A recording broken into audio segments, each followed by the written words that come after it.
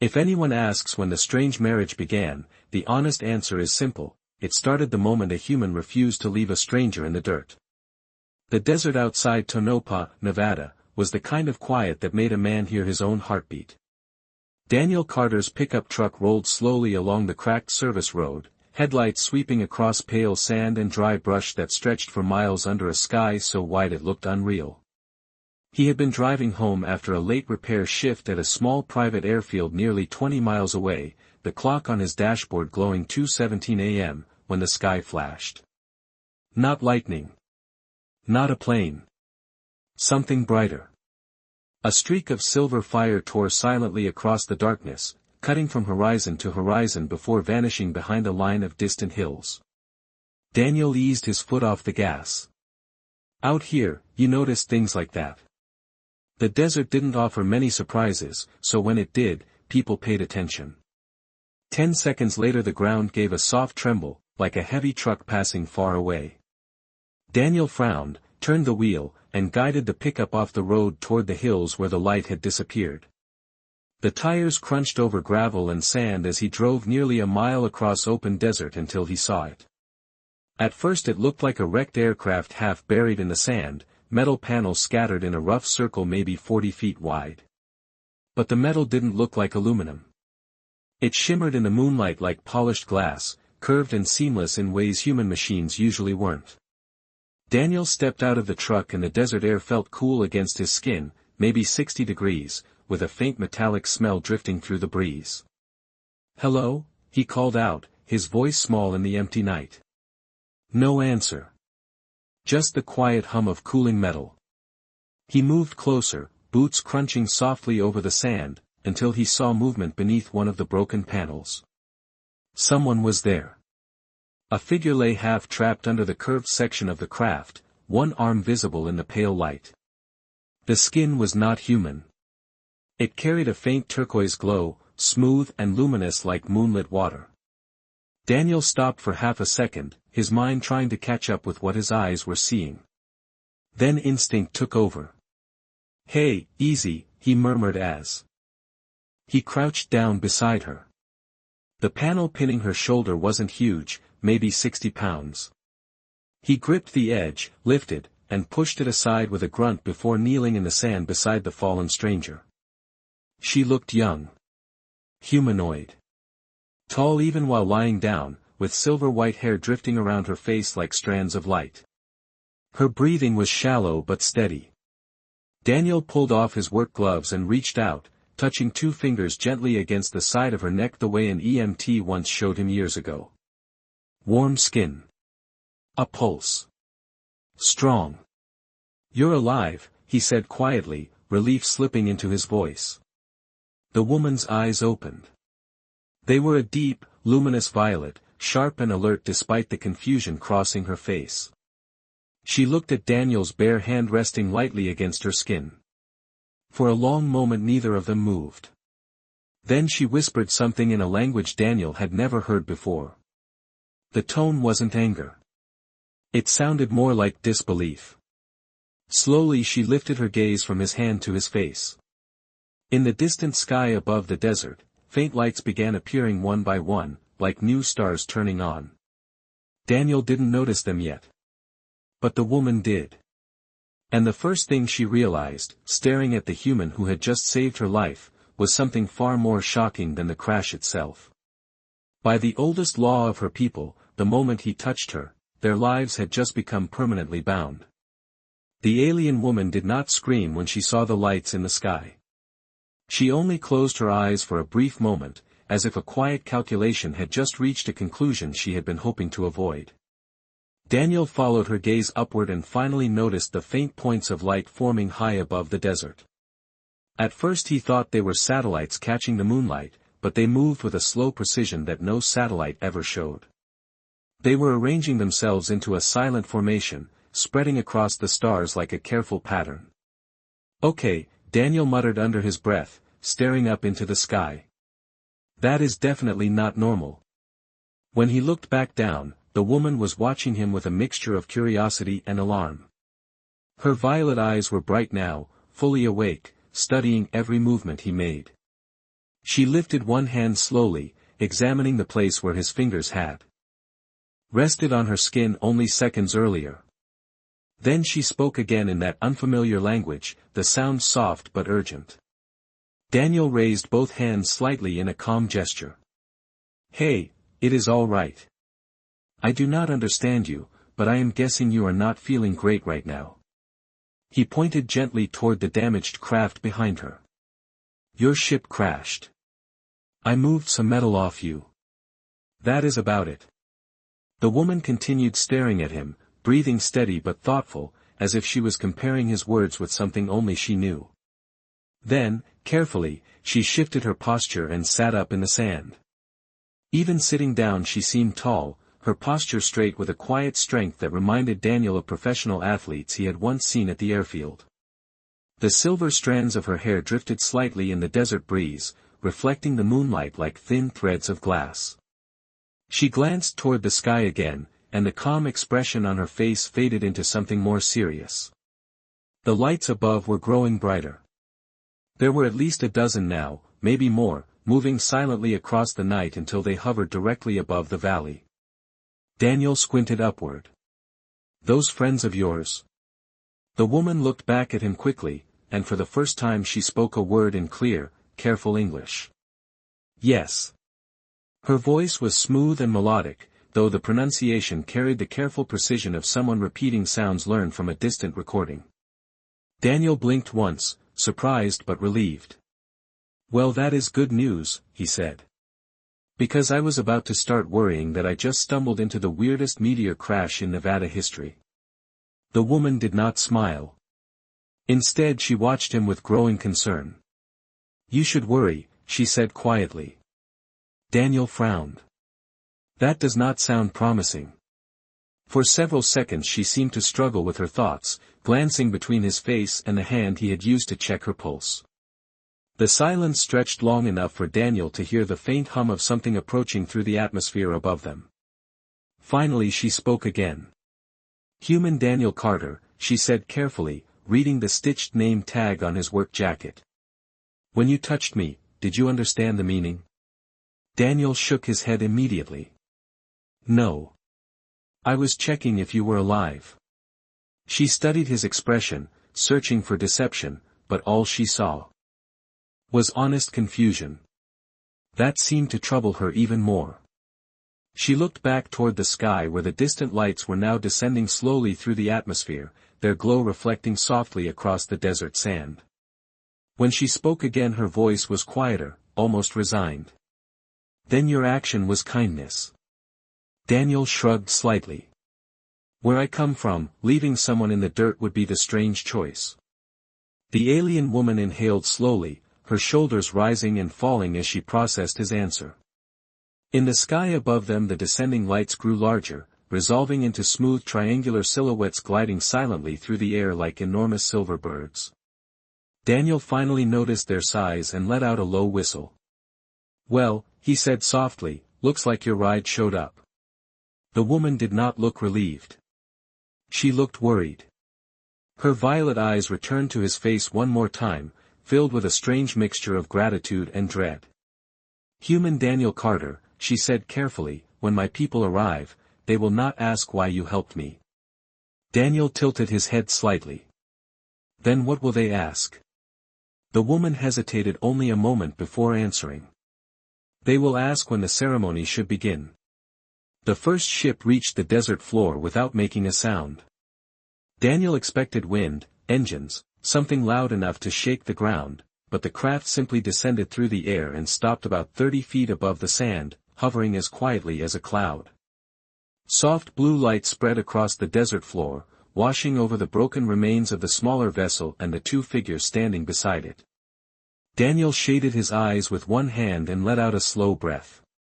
"All right," he said quietly, "I officially take back everything I ever said about Nevada being boring." The alien woman beside him did not laugh. She stood perfectly still, shoulders squared, her posture suddenly formal in a way Daniel had not seen before. The glow from the hovering craft reflected off her turquoise skin, making her appear almost luminous against the pale desert sand. "They are here," she said softly. Daniel glanced sideways at her. Yes, I gathered that part. A circular section on the underside of the craft opened with a smooth motion, and a wide platform of silver metal lowered slowly toward the ground. It touched the sand without a sound. 4 tall figures stepped onto the desert floor. They moved with calm precision, their bodies humanoid but slightly taller than Daniel, their skin carrying the same faint turquoise tone as the woman beside him, though darker and more metallic in color. Their uniforms were sleek and simple, smooth armor-like material that reflected the moonlight with a soft glow. Daniel folded his arms loosely, trying to look calmer than he actually felt. So these are your people? The woman nodded once. Yes. The 4 figures approached, stopping about 10 feet away. Their eyes moved first to the damaged craft behind Daniel, scanning the wreckage in silence. Then their attention shifted to the woman standing beside him. All 4 of them lowered their heads slightly in what looked like a gesture of respect. One of them stepped forward. The alien was taller than the others, broad-shouldered, with silver markings along the collar of a uniform that caught the light. When he spoke, his voice carried the same careful English accent the woman had used, though his tone was deeper and more formal. Commander Kilira, he said calmly, we received your distress signal. We are relieved you survived the descent. Daniel blinked slowly. Commander. He turned his head slightly toward the woman. Commander. Kilira did not look at him. Her eyes stayed on the approaching officer. The vessel failed during atmospheric entry, she replied. The human assisted my escape. The officer's gaze shifted to Daniel for the first time. His expression remained controlled, but Daniel could feel the careful scrutiny in those alien eyes. Human, the officer said, studying him. State your name. Daniel straightened slightly out of habit. Daniel Carter. The officer nodded once. Daniel Carter, he repeated, as if committing the name to memory. Then his gaze moved slowly down to Daniel's bare hand. The same hand that had touched Kilira only minutes earlier. The desert air felt suddenly very still. Commander, the officer said quietly, turning back toward Kilira, is it true that this human made first contact with your body while you were unconscious? Kilira inhaled slowly before answering. Yes. The officer closed his eyes briefly, almost like someone acknowledging a long-expected outcome. When he opened them again, his expression carried a gravity Daniel did not fully understand. The other 3 aliens behind him straightened immediately, their posture becoming even more formal. Daniel shifted his weight slightly. I get the feeling that answer mattered. The officer turned back toward him. Human Daniel Carter, he said carefully, under the ancient law of the Virelian people, the first being who touches a fallen warrior becomes permanently bound to her life. Daniel stared at him. Bound how? The officer paused only a moment before replying. As her life partner. Daniel looked at Kilira. Kilira looked at the sand. Above them, more ships were beginning to appear in the sky, descending silently like distant stars coming home. And somewhere in the quiet desert night, Daniel Carter realized that helping a stranger out of a wreck might have just changed the course of his entire life. Daniel Carter stared at the tall alien officer for several seconds, waiting for the rest of the explanation, but none came. The desert wind moved gently across the sand, carrying the faint hum of the hovering ships above them. Finally Daniel blinked once and pointed lightly toward himself. Let me make sure I understand what you just said, he began slowly. I helped your commander out of a wreck because she was pinned under a piece of metal. I checked her pulse to see if she was alive. And now you are telling me that according to your law, that makes me, he paused, searching for the right word. The officer finished the sentence calmly. Her bonded partner. Daniel exhaled through his nose and looked up at the quiet fleet now filling the sky. At least 8 large vessels hovered above the valley, their silver shapes reflecting the moonlight like smooth floating mountains. Well, he said softly, that escalated faster than I expected. Beside him, Kilira remained silent, though her posture had grown even more rigid. Daniel noticed the tension in her shoulders and turned slightly toward her. "Commander, right?" he said gently. "Is that actually how this works?" Kilira finally lifted her gaze from the sand and met his eyes. There was something complicated in her expression, something that looked like both gratitude and quiet frustration. "Yes," she answered. "Among my people, when a warrior falls in battle or accident, the one who first touches her while she cannot defend herself becomes responsible for her life from that moment forward." Daniel frowned slightly. "Responsible how?" Kilira hesitated before replying. "Historically, it meant protection. Partnership. Family." The officer stepped forward again, his tone calm but firm. "The law was created many centuries ago to ensure that injured warriors were never abandoned in the field. The one who showed the courage to touch the fallen accepted the duty of standing beside them for life." Daniel rubbed the back of his neck slowly. "That sounds honorable in theory," he said, "but there is one small problem with the situation." The officer tilted his head. "Explain." Daniel spread his hands slightly toward the desert around them. "I did not know your law existed." The officer considered that for a moment. "Ignorance does not erase the bond." Daniel nodded slowly. "I figured you were going to say something like that." Another ship descended through the atmosphere above them, its glowing silhouette sliding into formation beside the others. The valley now shimmered with pale blue light reflecting across the sand. Daniel looked back toward Kilira again. "What about you?" he asked quietly. "Did you know this would happen if someone touched you?" Kilira answered honestly. "Yes. And you still let me pull that metal off you?" Kilira shook her head slightly. "I did not have the strength to stop you." Daniel considered that for a moment, then let out a quiet breath.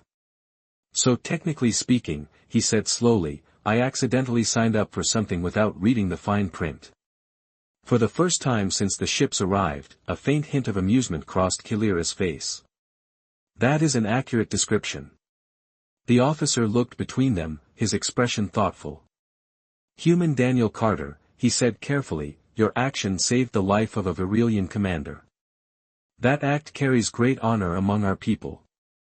Daniel glanced up at the sky again, then back at the officer. "Honor is nice," he said, "but I am still trying to understand what happens next."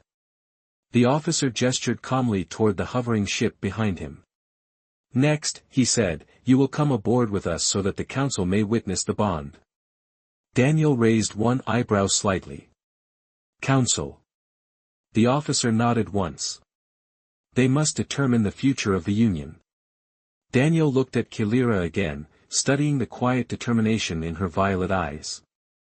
Somewhere far above them, another ship slid silently into position among the stars.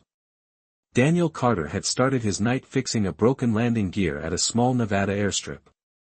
Now an alien fleet had arrived to discuss his marriage. The inside of the alien ship felt strangely calm. Daniel had expected flashing lights, loud engines, maybe the kind of dramatic science fiction chaos people imagined when a spacecraft opened its doors. Instead, the interior platform lifted them smoothly upward with barely a sound, carrying Daniel, Kilira, and the 4 alien officers into a wide chamber filled with soft silver light. The air smelled clean, almost like the crisp scent after a desert rain. Daniel glanced around slowly as the platform settled onto a polished floor that reflected the glow of the overhead panels. The room was enormous, at least 60 feet across, with curved walls that flowed together without visible seams. Strange symbols glowed faintly along the surfaces like quiet constellations. "Well," Daniel said under his breath, "this beats the waiting room at my dentist." None of the aliens reacted to the comment, though Kilira briefly turned her head toward him with the faintest trace of curiosity. 2 more figures entered the chamber from a corridor ahead, their uniforms more elaborate than the others. Their skin carried the same turquoise tone, but faint silver patterns traced along their temples and collars like ceremonial markings. The taller of the 2 stopped several yards away and studied Daniel carefully.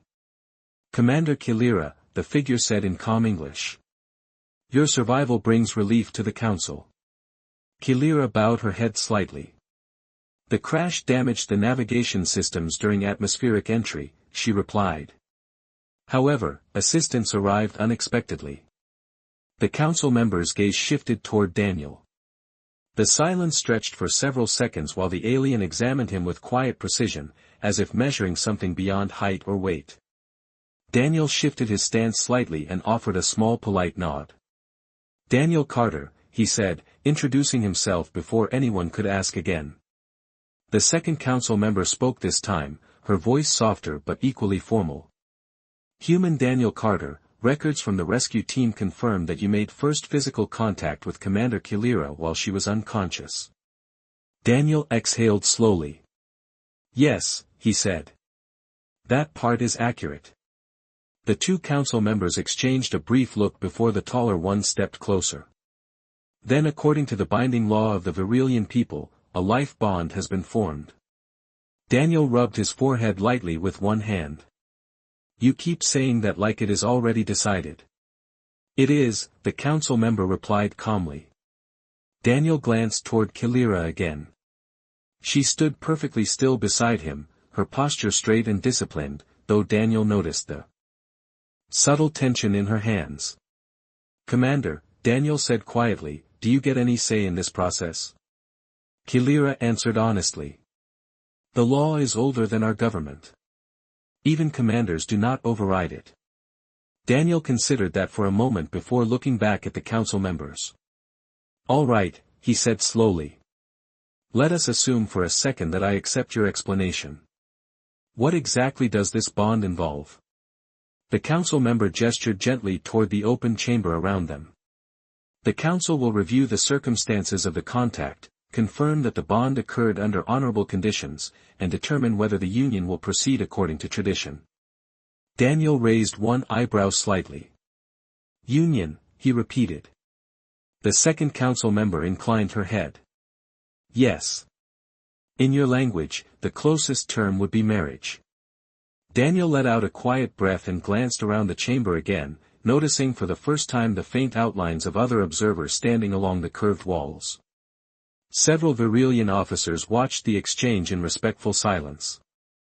The entire situation felt strangely calm, almost ceremonial. Daniel folded his arms loosely and looked back toward the council. Back home, he said thoughtfully, people usually get a little more warning before something like that happens. For the first time, the taller council member allowed the faintest hint of a smile. Human Daniel Carter, he replied, your species is known for acting quickly when another life is in danger. Daniel nodded once. That is true. The council member's eyes softened slightly as he studied the human standing before them. Then perhaps, he said quietly, your kind has understood the spirit of our law all along. Daniel stood quietly in the center of the chamber while the council members observed him with the calm patience of people who were used to decisions lasting centuries instead of minutes. The soft silver lights above them reflected across the curved walls, and the low hum of the ship systems felt almost like distant ocean waves moving beneath the floor. For a moment nobody spoke. Then Daniel shifted his weight slightly and looked at the council member who had been doing most of the talking. Let me ask something honestly, he said.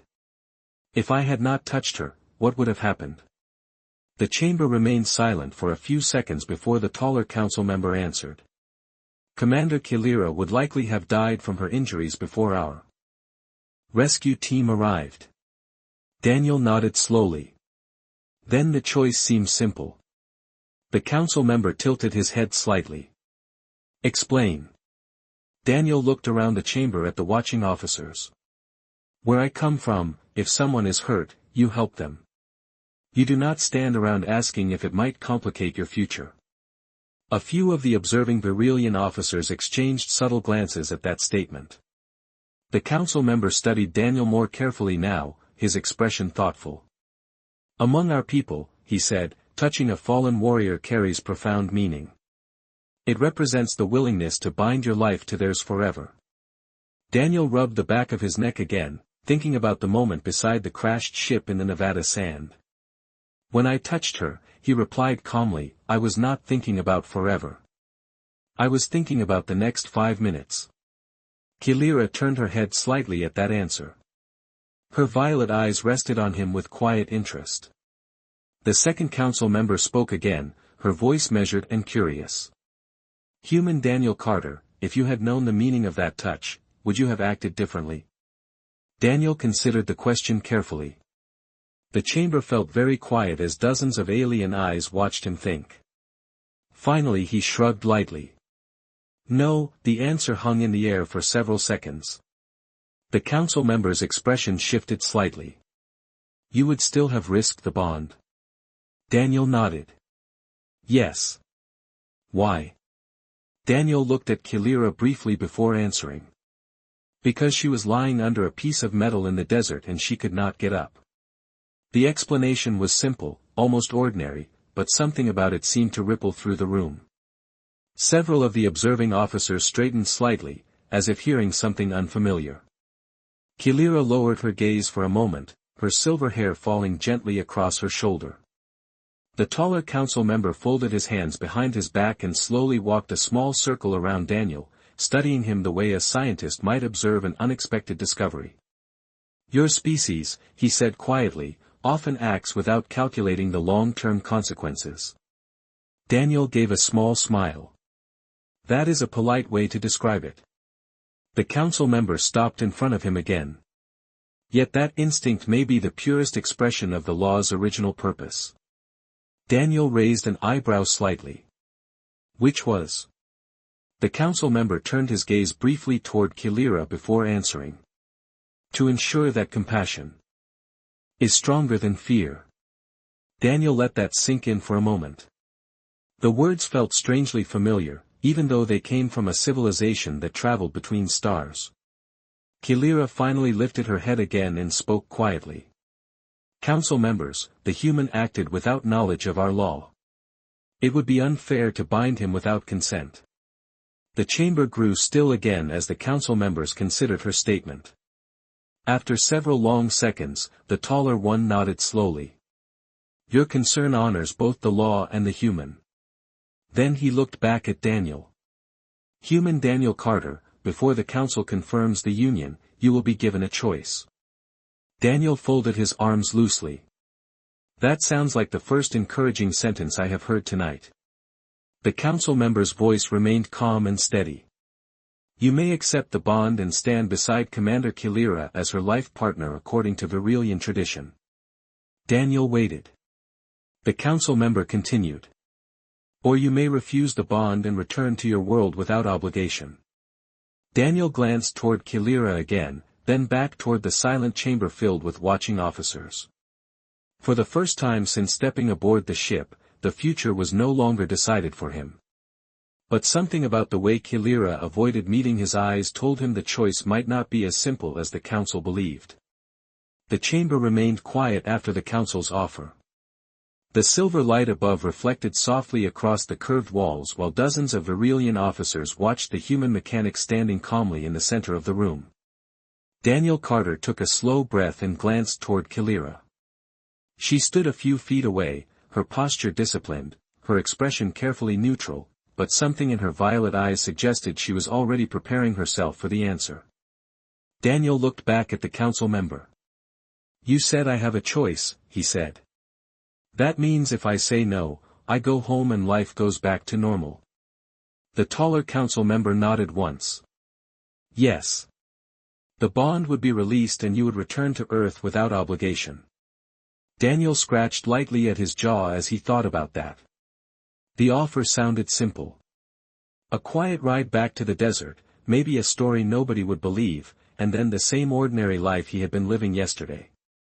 Fixing aircraft engines, drinking bad coffee at the airfield break room, watching the desert sunrise. Through a hangar door. For a moment the idea sounded comfortable. Then he looked at Kilira again.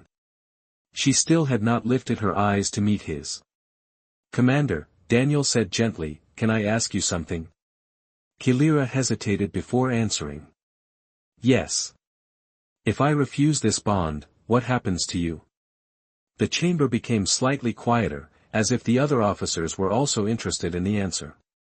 Kilira lifted her gaze slowly this time, meeting Daniel's eyes with calm honesty. The law would consider the bond incomplete, she explained. I would not be punished. But the council would interpret the event as a failure of honor. Daniel frowned slightly. Failure of honor because you got rescued? Kilira shook her head gently. Because the one who touched the fallen warrior chose to walk away. Daniel glanced toward the council members again. So even if you say I have a choice, the result still lands on her shoulders. The taller council member answered calmly. Honor within our society is shared between both participants. Daniel let out a quiet breath and looked down at the polished floor for a moment. The reflection staring back at him looked like the same mechanic who had left the airfield hours earlier, but the situation around him felt 1,000 miles away from anything familiar. When he looked up again, his expression had changed slightly. Where I come from, he said slowly, when you help someone, you usually hope it makes their life easier. Kilira watched him carefully now, her violet eyes steady. Daniel continued. I did not know your law when I pulled that metal off you. But I did know one thing. The council member tilted his head. Explain. Daniel gave a small thoughtful shrug. If someone is lying in the sand and they cannot get up, you do not leave them there. A quiet ripple moved through the observing officers again, the same subtle reaction they had shown earlier when Daniel spoke about instinct instead of tradition. Daniel looked back toward Kilira. But this decision should not be about laws or councils, he said gently. It should be about you. Kilira blinked once, clearly surprised by that answer. Me? Daniel nodded. Yes. You are the one whose life gets tied to mine if I say yes. So I want to know something first. The chamber seemed to lean forward in silence as he asked the question. If your law did not exist, Daniel said quietly, would you still want this bond? For the first time since the crash in the desert, Kilira did not answer immediately. Her silver hair shifted slightly as she inhaled slowly, considering a question no council law had ever asked her before. Kilira did not answer immediately. The question seemed to settle over the chamber like a sudden stillness before rain. Dozens of Virelian officers remained silent, their luminous eyes shifting between the human mechanic and the silver-haired commander who had spent most of her life following laws older than their starships. Kilira slowly drew in a careful breath. No council tradition had ever required her to consider such a question. Among her people, duty usually arrived long before personal choice. Yet the human standing in front of her had somehow stepped outside the pattern with a single quiet sentence. If the law did not exist, would you still want this bond? She lowered her gaze briefly toward the polished floor before speaking. Among my people, she began softly, bonds formed by the ancient law are rarely questioned. They are seen as the will of fate. Daniel nodded once, listening patiently. But that is not exactly what I asked. A faint ripple of restrained amusement moved through several observing officers at the gentle honesty in his voice. Kilira looked back up at him, her violet eyes thoughtful.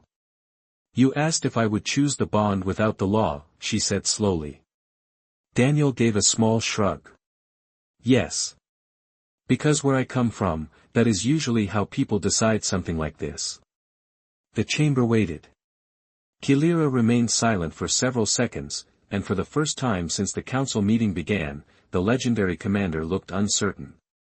Her life had been built on discipline, strategy, and loyalty to traditions that had guided her civilization across the stars. Yet the human mechanic had quietly introduced something unfamiliar into the equation. Personal choice. She studied Daniel carefully. He did not look like a hero from any Virelian legend. His work jacket still carried desert dust from the crash site, and his boots were the kind worn by people who spent long hours fixing machines instead of commanding fleets. But there was something steady about him. Something simple and unshakably sincere. Finally Kilira answered. If the law did not exist, she said slowly, I would. Still remember the moment you lifted the metal panel and spoke to me as though I were simply another person in need of help. Daniel blinked once, slightly surprised by that answer. Kilira continued. Most species we encounter approach us with fear or calculation. You approached with instinct. She paused briefly. That difference carries meaning. The council chamber remained quiet as her words settled into the air. Daniel shifted his weight slightly. That still does not sound like a yes or a no, he said gently. For the first time since he had met her, a small smile appeared at the corner of Kilira's expression. Your species values clarity. Daniel nodded. We try. Kilira straightened slightly, her voice steady now. Then I will answer clearly. If the law did not exist, I would still wish to know the human who chose compassion without expecting reward. Daniel studied her face for a moment, as if weighing something deeper than the council's traditions. Around them, the observing officers remained completely silent. The decision that had begun with an accidental touch in a Nevada desert now stood balanced on a far more unusual foundation. Not law. Not obligation. But the quiet possibility that two very different beings might choose the same path willingly. The taller council member finally stepped forward again, his calm voice breaking the stillness. Human Daniel Carter, he said, you have heard Commander Kilira's answer. The choice now belongs entirely to you.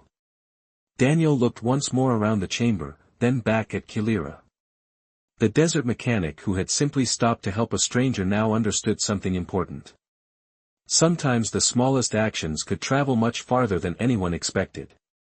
Daniel Carter stood quietly in the center of the council chamber while the silence stretched across the curved silver walls like a held breath.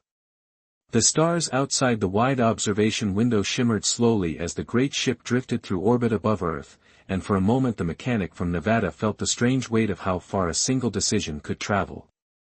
The taller council member watched him patiently. The choice is yours, he repeated calmly. Daniel nodded once, absorbing the words. A few hours earlier he had been tightening a loose turbine bolt on a grounded aircraft under the hot desert sun.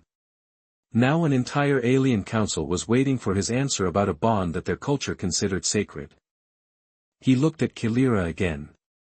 She stood tall, composed, every movement disciplined the way a lifetime officer carried themselves. Yet there was something different now. The certainty she had worn earlier had softened, replaced by a quiet vulnerability she probably was not used to showing. Daniel rubbed his hands together slowly, thinking. Back home, he said at last, decisions like this are not made in council chambers. A few officers leaned slightly closer to hear him. Usually they happen over coffee, or on a long walk, or after knowing someone for a few years. The taller council member nodded politely. Your customs are noted. Daniel smiled faintly.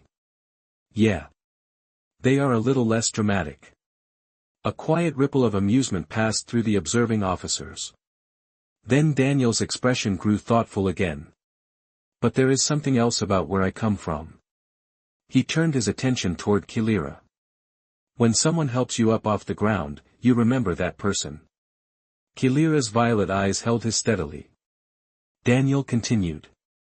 And sometimes you decide to walk forward together, not because a rule says you must, but because the moment feels honest. The chamber remained silent as he took a slow breath. So here is my answer.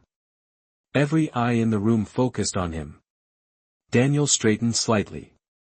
I will accept the bond. The words echoed softly in the chamber's curved ceiling. A few Virilian officers exchanged surprised glances. The taller council member studied him carefully. You understand that this decision links your future to Commander Kilira permanently. Daniel nodded calmly. Yes. You may one day leave your world behind. I understand.